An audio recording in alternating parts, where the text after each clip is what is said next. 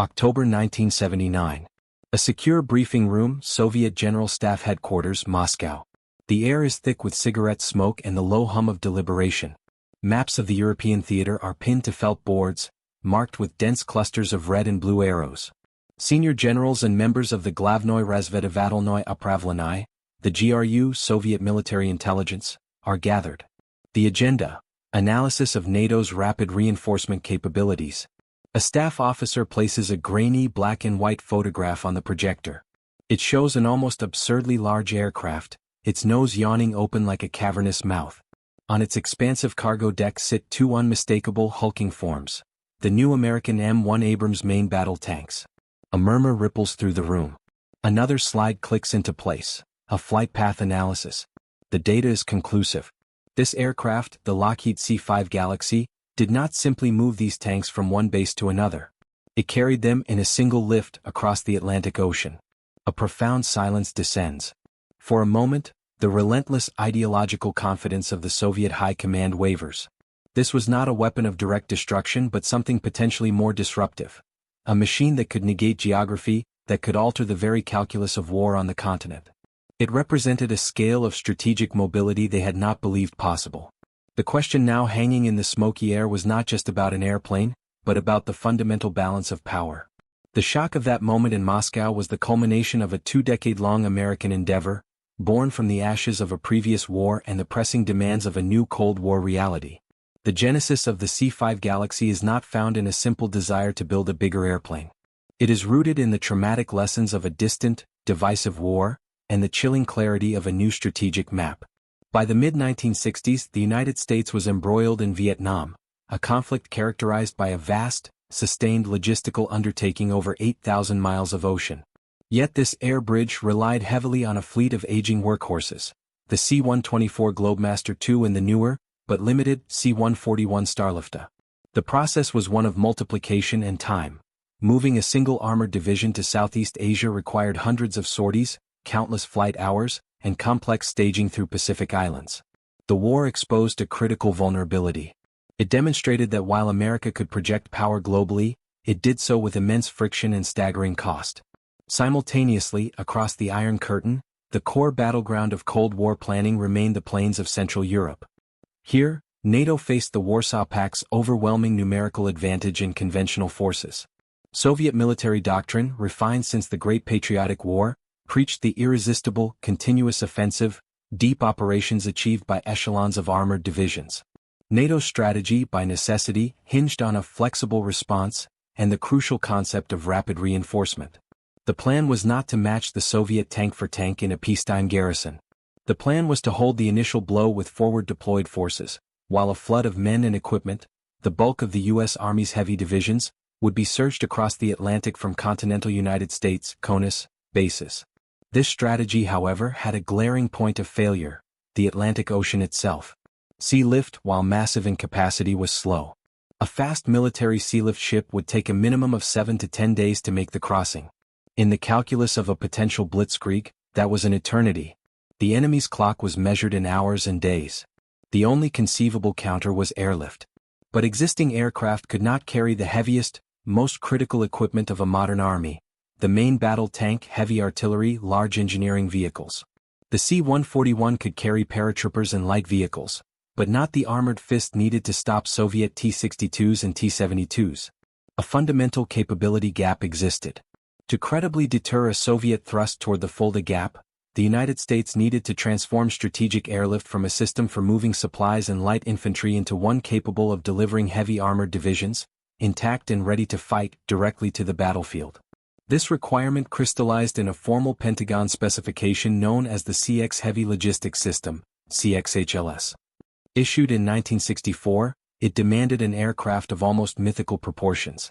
It had to carry a payload of 125,000 pounds, over 56 metric tons, for 8,000 nautical miles, or a maximum payload of 250,000 pounds for shorter inter-theater distances.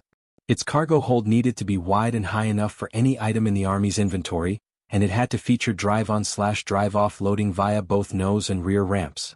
It was, effectively, a mandate to build a flying naval transport ship. Three aerospace giants, Boeing, Douglas, and Lockheed, entered a fierce competition. Lockheed's Georgia-based Skunk Works team, already legendary for the U-2 and State Route 71, proposed a design of breathtaking audacity. In September 1965, the contract was awarded. Lockheed would build the C-5 Galaxy.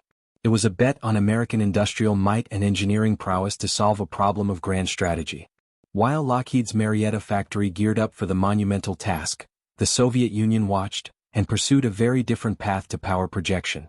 Their approach was not built on transoceanic reach, but on the vast, contiguous geography of the Eurasian landmass, a distinction that would define their initial skepticism of the American endeavor. While American engineers in Marietta began drafting the largest aircraft the world had ever seen, the Soviet military-industrial complex operated under a fundamentally different strategic geography and doctrine. The Soviet Union was a land power, a contiguous empire. Its primary threat was not an ocean away, but along its own borders, NATO in the west, a newly hostile China in the east. The mission of the Voyeno-Transportnaya Aviatsiya (VTA), the Soviet military transport aviation, was not intercontinental heavy lift, but theater-level operational maneuver. Their doctrine, deeply influenced by the experiences of World War II, focused on supporting rapid, deep offensives. This meant airlifting paratroopers of the VDV airborne forces, light armored vehicles like the BMD, and critical supplies to secure key bridges, airfields, and command nodes dozens or hundreds of kilometers behind enemy lines, not thousands of miles away. To fulfill this, the VTA relied on robust, pragmatic aircraft. The workhorse was the Antonov An-12 Cub, a 4-turboprop tactical airlifter analogous to the American C-130 Hercules. It was versatile, hardy, and could operate from rough, forward airstrips. 4 heavier loads, the Ilyushin IL-76 Candid, which first flew in 1971, was becoming the new backbone. The IL-76 was a superb design, powerful, efficient, and capable of operating from semi-prepared fields. Yet, its payload capacity at roughly 50 tons, was conceived to carry a single main battle tank like the T-72, but not over intercontinental distances. Its design reflected its theater-bound purpose. The Soviet mindset viewed strategic mobility as a function of rail networks and internal airlift.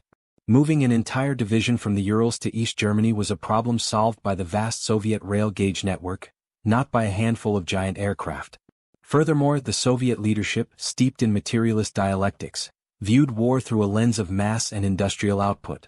The concept of investing astronomical resources into a tiny fleet of ultra-specialized aircraft to move a mere handful of tanks seemed, to many in the general staff, an inefficiency, a capitalist extravagance.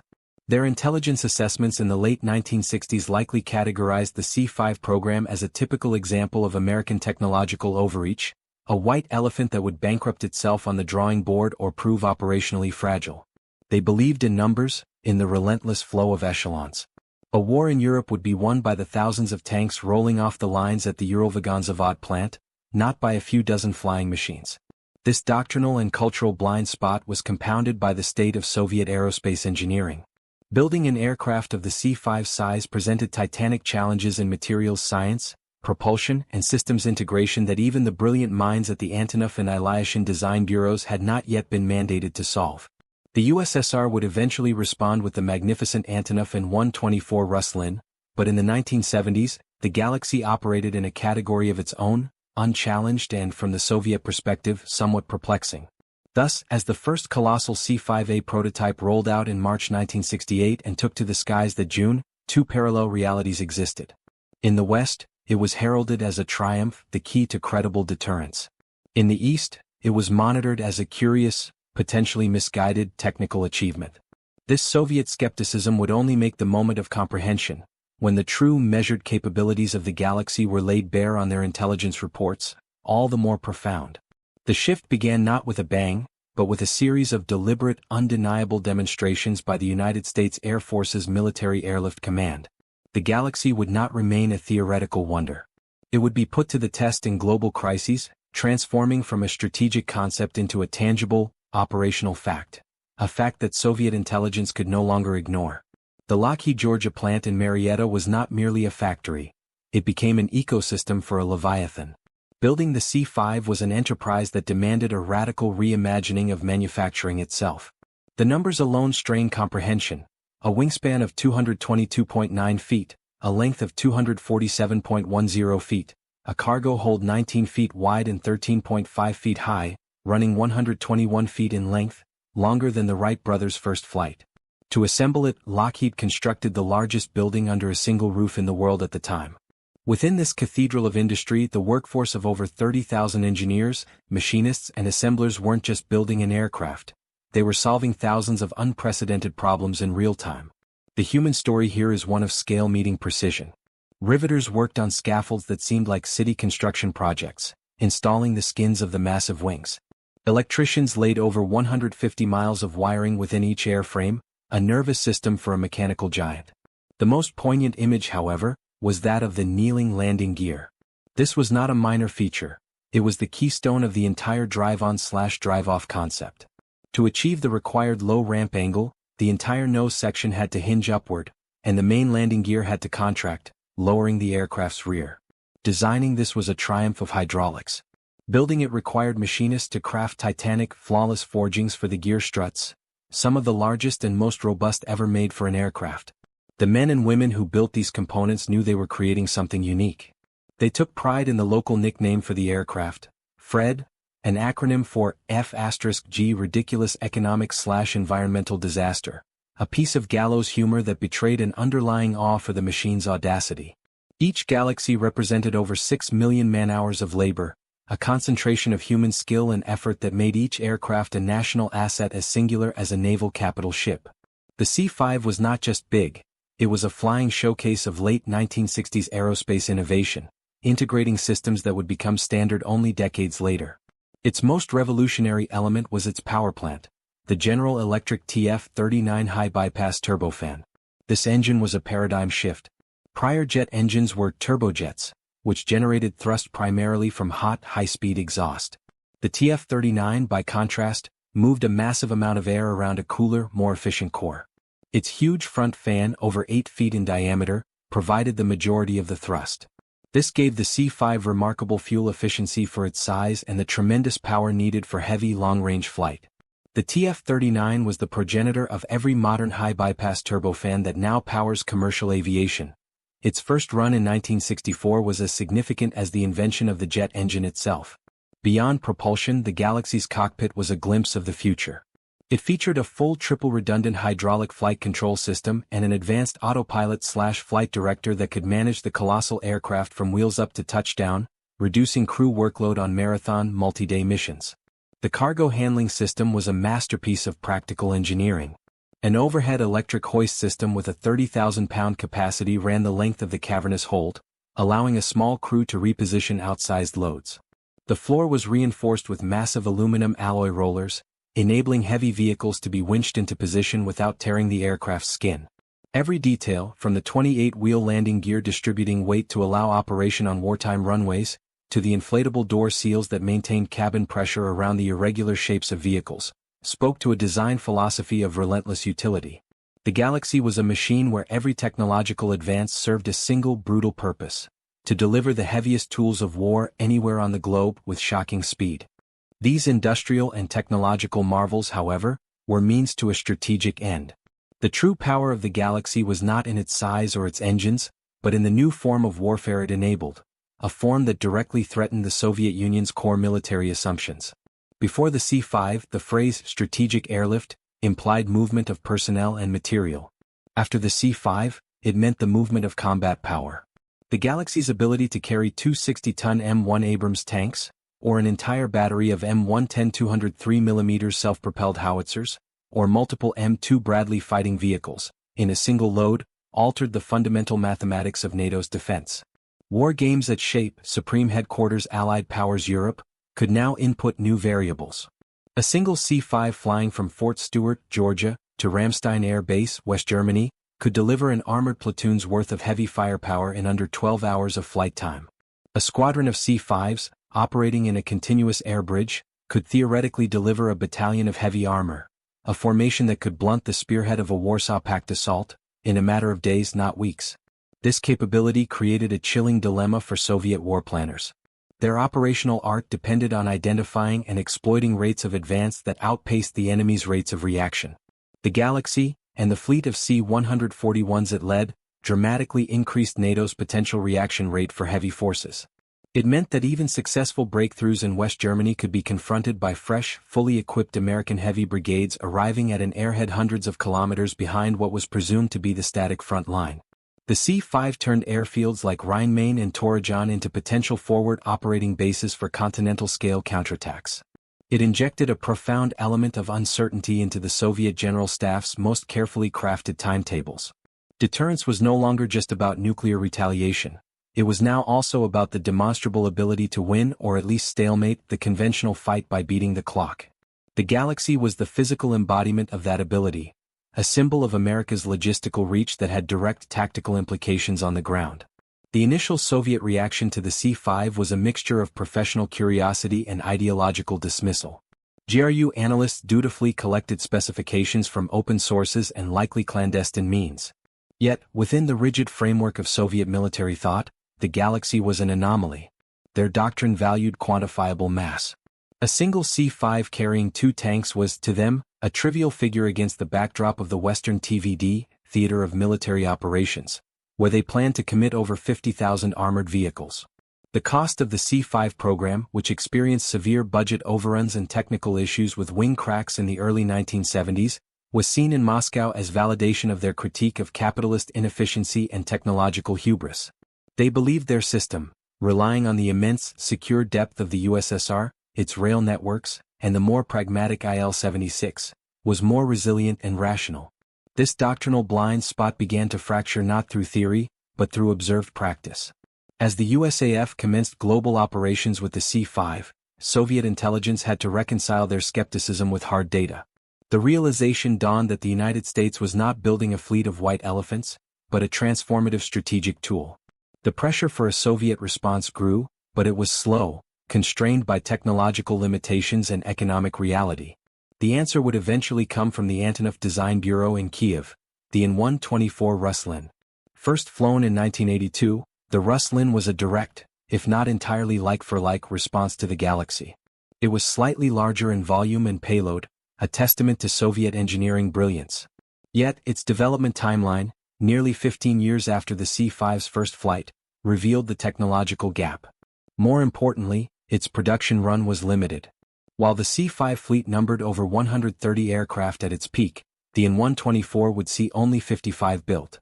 The Soviet system could produce a pure platform, but it could not replicate the scale and depth of the American strategic airlift ecosystem. The VTA would never fully abandon its theater-focused doctrine.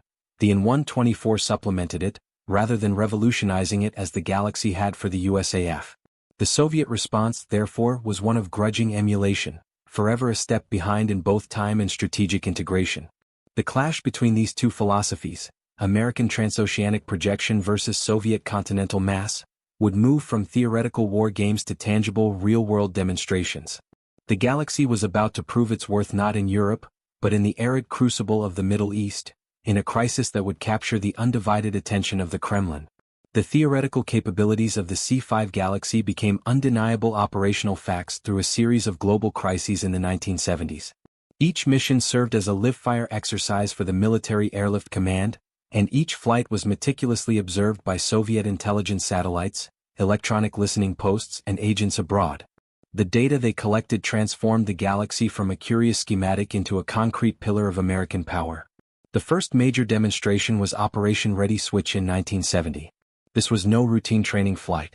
In a stark display of strategic flexibility, the USAF flew a C-5 nonstop from Charleston Air Force Base, South Carolina, to Paya Lebar Airport in Singapore, a distance of over 9,800 miles. The aircraft did not carry tanks this time, but its payload was symbolically heavy.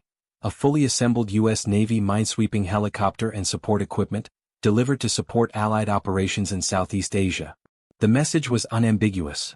The United States could deliver large, complex military systems to any point on the globe without staging, without transfer, without diplomatic clearance for landing in multiple countries.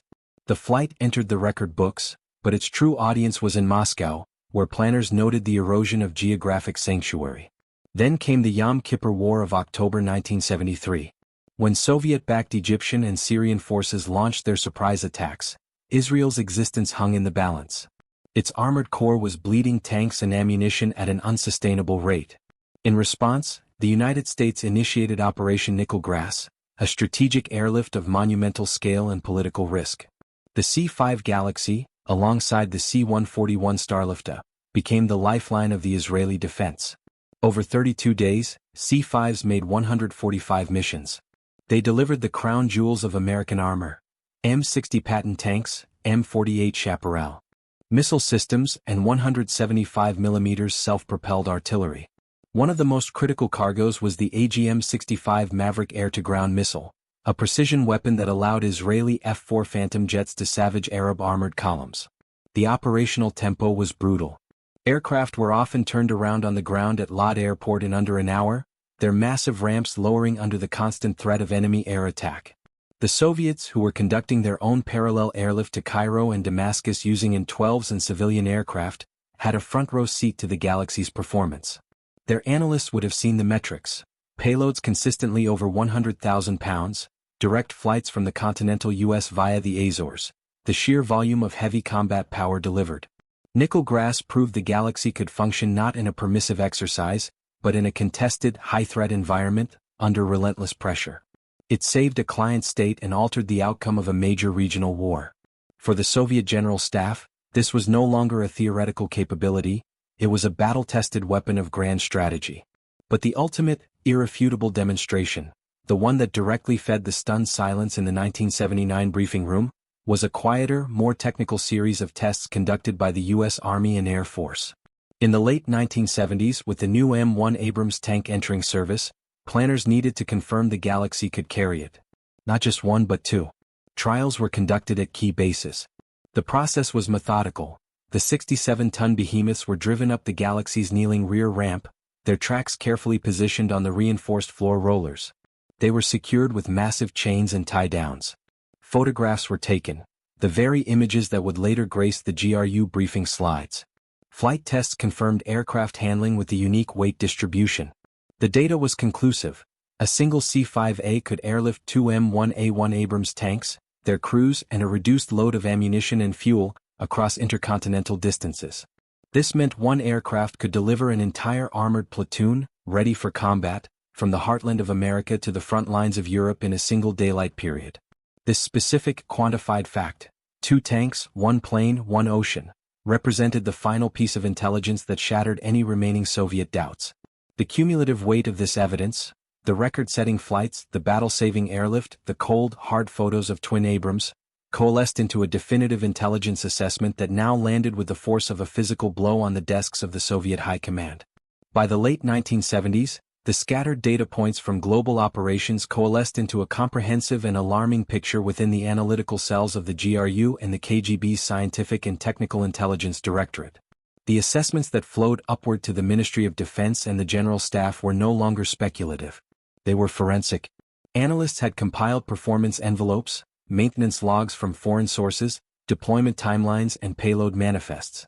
They could now model, with grim accuracy, the strategic airlift reinforcement, SAR, rate NATO could achieve in a crisis. The briefing that precipitated the scene in our hook was the culmination of this process. The officers presenting were not merely showing photographs. They were delivering a net assessment that struck at the core of Soviet war planning. The key slides would have contained brutal comparisons. A 1 C-5 sortie equals 2x M1 Abrams or 5x M2 Bradley IFVs or 1x M1 10 203mm howitzer plus support vehicles. Projected NATO SAR using C-5/C-141 fleet. 1 heavy armored division equivalent from Kaunas to West Germany in 7 to 10 days. This was a fraction of the time previously assumed for heavy force deployment. A geographic reach. Maps illustrating that from bases like Dover, Travis, and Charleston, the C-5 could reach not just Europe, but the Persian Gulf, Korea, and Southeast Asia without refueling, carrying the heaviest equipment. For the generals in the room, each a veteran of the Great Patriotic War where logistics were measured in railcar shortages and muddy roads, this represented a thermodynamic impossibility made real. Their own system, for all its monumental scale, lacked this specific fluidity. The VTA's IL-70 SAXS were magnificent theater assets, but they could not perform this role. The Soviet Union's strategic depth, its greatest defensive asset, was being psychologically neutralized by an aircraft that could leap over it. The Galaxy created what strategists call a time-space compression, in favor of the adversary. The shock was multifaceted. First, there was the technological shock. The realization that American industry had solved the immense engineering challenges with a reliability that now seemed proven in combat. The early rumors of wing cracks and cost overruns were irrelevant. The system worked. Second, and more profound, was the doctrinal shock. Soviet military science was built on predictable, quantifiable correlations of forces. The C-5 introduced a massive, nonlinear variable. It meant that NATO's order of battle at H-hour was not static. It was a function of time and airlift sortie generation. Their cherished concept of the decisive first operation, designed to overrun Europe before meaningful reinforcement, was now gravely in doubt. The discussion in that smoky room would have shifted rapidly from analysis to implication. Questions of targeting arose. Could the handful of C-5 bases be destroyed by Spetsnaz raids or preemptive missile strikes in a conflict's opening minutes? The grim answer: possibly, but the dispersal of the fleet and the hardening of facilities made a knockout blow uncertain. Furthermore, the political message was clear. This capability underpinned the Carter Doctrine, announced in January 1980, which declared the Persian Gulf of vital U.S. interest. The Galaxy was the tangible means by which that doctrine would be enforced, a direct challenge to Soviet ambitions in Southwest Asia. The machine was not just a transporter, it was an instrument of geopolitical will, and it had just demonstrated that the United States could wield that will with a speed and weight they had failed to anticipate. The turning point was not a battle, but a realization. It was the moment the Soviet High Command internalized that their principal adversary possessed a tool that fundamentally altered the strategic equation. Deterrence had acquired a new, concrete form. The era of assuming numerical and geographical advantage was over. They were now in a race not just of production but of strategic mobility, a race they were already losing. This reckoning did not end with stunned silence. It triggered an immediate, multifaceted response, a scramble to counter the Galaxy's shadow that would shape Soviet military decisions for the next decade and define the legacy of both aircraft for generations to come. The stunned silence in the General Staff briefing room gave way to a feverish, two-pronged response. One immediate and tactical, the other long-term and industrial. The shock of the C-5's proven capability acted as a powerful catalyst, accelerating projects and shifting priorities within the Soviet military-industrial complex. The immediate response was an urgent push to enhance the VTA's existing fleet and develop countermeasures. Studies on the vulnerability of NATO airlift corridors and destination airfields received renewed emphasis. Plans for Spetsnaz operations to sabotage aircraft on the ground or seize/disable key runways in Western Europe were refined. The concept of the airborne anti-airfield attack, using VDV forces and specialized munitions to crater runways, gained traction, aimed at creating bottlenecks where the arriving Galaxies would be most vulnerable. Simultaneously, the development of longer-range, more accurate tactical ballistic missiles like the OTR-23 Oka, SS-23 Spider, was prioritized, with airfields as a primary target set. The Soviet mindset shifted to see strategic airlift not just as a logistical function, but as a critical, targetable center of gravity in any future conflict. The long-term industrial response was the full-throated support for the Antonov M1 Ruslan program. While the project had roots in the late 1960s, the proven success of the C-5 galvanized the Soviet leadership to commit the immense resources required. The Ruslan, which first flew in 1982, was a statement. In many ways it surpassed the Galaxy. It had a slightly greater maximum payload, 150 tons versus 122, a larger cargo volume and a more modern design incorporating composite materials. It was a masterpiece of engineering, demonstrating that Soviet aerospace could meet and even exceed the raw performance metrics. However, the comparison revealed doctrinal differences. The M1 was optimized, like the IL-76 before it, for operations from semi-prepared or austere fields, a reflection of the Soviet focus on forward, possibly damaged, theaters. Its production, however, was limited. Where the United States built 131 C-5s of all variants, the USSR managed only 55 and 124s. The systemic inability to match the scale of the American airlift fleet was a telling indicator of economic and industrial constraints. The Soviet Union could produce a peer platform, but it could not create a peer strategic airlift capacity. Furthermore, the C-5 shock indirectly influenced another colossal project, the Energia Buran space shuttle system. The need to transport large, outsized components like rocket stages and the orbiter itself across the vast expanse of the USSR spurred the development of the N-124, and later the even larger, one-of-a-kind N-225 Mriya, Dream, which was derived from the Ruslan. The Mriya, capable of carrying 250 tons on its back, became the largest aircraft ever built, a direct, if exaggerated, lineage tracing back to the need to counter American strategic mobility. Thus, the Galaxy's shadow loomed not only over Soviet military planning, but over its most ambitious civilian and scientific endeavors. Through the 1980s, the airlift race became a silent, persistent subplot of the Cold War's final act. While the world focused on missile counts and SDI, the VTA and MAC continued to evolve their doctrines around these heavyweight aircraft. The C-5, despite its early troubles, was proving its durability through continuous global operations. The Soviet M124s entered service with the VTA and Aeroflot, the state airline, blurring the lines between military and civilian lift in true Soviet fashion, and began their own missions in support of Soviet adventures in Afghanistan and elsewhere. Yet, the foundational asymmetry remained. The United States had built its strategy around the capability for over a decade. The Soviet Union was still integrating it as a reactive measure. The collapse of the Soviet Union in 1991 would dramatically alter the trajectory of this competition, but it would not diminish the operational imperative that had driven it. The Galaxy would enter a new, prolonged chapter of service, proving that its strategic value extended far beyond the Cold War framework for which it was conceived. The fall of the Berlin Wall and the dissolution of the Soviet Union did not retire the C-5 Galaxy. It redefined its mission. With the monolithic threat of the Warsaw Pact gone, the Galaxy found itself at the heart of a new, more volatile world order defined by regional crises and expeditionary warfare. Its capacity for outsized, intercontinental lift became more critical than ever. In Operation Desert Shield/Storm, 1990 to 1991, the Galaxy executed the very mission it was designed for: the rapid deployment of heavy armor to a distant theater. C-5s were the first to deliver the U.S. Army's heavy forces, M1 Abrams tanks, M2 Bradley fighting vehicles and Patriot missile batteries, to Saudi Arabia, building the defensive line that became the offensive spearhead. They moved entire squadrons of F-117 Nighthawk stealth fighters, their disassembled components packed into the cavernous holds. During the air campaign, they sustained the logistical tempo, flying thousands of missions. The Cold War's ultimate deterrent had become the Gulf War's indispensable enabler. This pattern repeated for decades. In the Balkans, the Galaxy delivered peacekeeping forces and heavy engineering equipment. In Afghanistan and Iraq, it brought in mine-resistant vehicles, helicopters, and modular base components. It performed humanitarian missions after the 2004 Indian Ocean tsunami, delivering entire field hospitals and water purification plants. It became America's global heavy lift utility, the only aircraft that could move certain pieces of equipment, like the Army's massive armored bulldozers or the Navy's coastal patrol boats, without disassembly.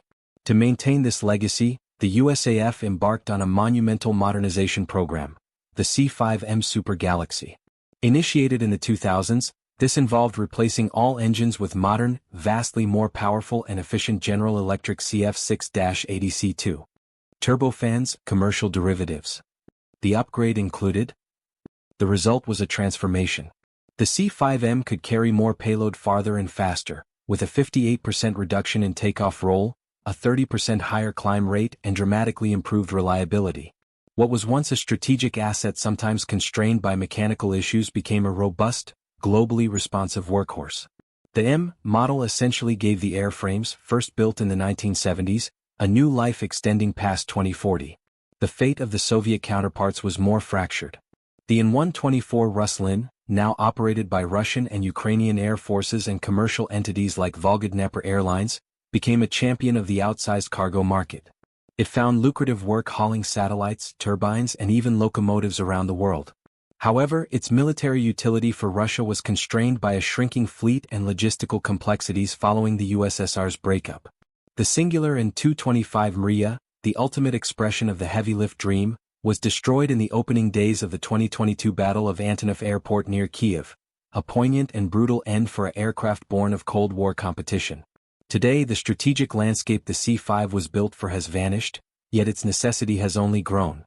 It is no longer about reinforcing a fixed line in Germany, but about responding to unpredictable crises anywhere on Earth. The Galaxy's existence allows the United States to base the overwhelming majority of its heaviest forces on American soil, under American political control, while retaining the credible promise to project them globally within days. This Fortress America strategic posture, underpinned by the C-5M and the newer C-17 Globemaster III, remains a cornerstone of national security. The initial Soviet shock has given way to a permanent reality. The United States maintains a monopoly on heavy, intercontinental strategic airlift at scale, a monopoly first established when that single aircraft carried 2 tanks across an ocean and changed the calculus of power. Asterisk from that moment of stunned realization in a Moscow briefing room to its enduring presence in America's global posture, the story of the C-5 Galaxy transcends its specifications. It becomes a reflection on the nature of military power itself, revealing that true strength often lies not in the weapon that destroys, but in the system that delivers. Asterisk. The story of the C-5 Galaxy and the shock it delivered to the Soviet General Staff is not merely a tale of an airplane. It is a case study in the anatomy of power. For centuries, military might was measured by massed formations, by the thunder of guns, by the destructive yield of warheads. The Galaxy introduced a different, more subtle metric: the speed of presence. It demonstrated that in the modern age, strategic advantage could be held not by the largest standing army, but by the most capable bridging force, the ability to translate industrial and technological potential into decisive combat power across continental distances, faster than an adversary's political or military calculations could accommodate. The Soviet generals' dismay was a recognition of this shift. They were masters of the calculus of mass and attrition, of echelons forming up along rail lines. The Galaxy represented a system that bypassed that calculus entirely. It turned the vast moat of the Atlantic Ocean from a formidable barrier into a streamlined highway for heavy armor. In doing so, it validated a uniquely American style of warfare, one built on global reach, technological supremacy, and logistical profundity rather than sheer massed conscription. The Cold War was, in many ways, a contest of systems, and the C-5 was a triumphant expression of the Western system's ability to innovate and integrate on a grand scale. Today, as the last C-5M super galaxies cruise through the stratosphere, their legacy is secure. They are the heavy, steady heartbeat of American global strategy. They remind us that the most profound weapons are sometimes those that never fire a shot. They are the enablers, the guarantors of deterrence, the instruments of rescue, and the silent arbiters of geopolitical possibility. The image that so unsettled those generals in 1979, 2 tanks in a flying hold, endures as a symbol of a fundamental truth: that in an interconnected world, mobility is sovereignty and reach is influence. The Galaxy ensured that American reach would remain, and would remain heavy for generations to come.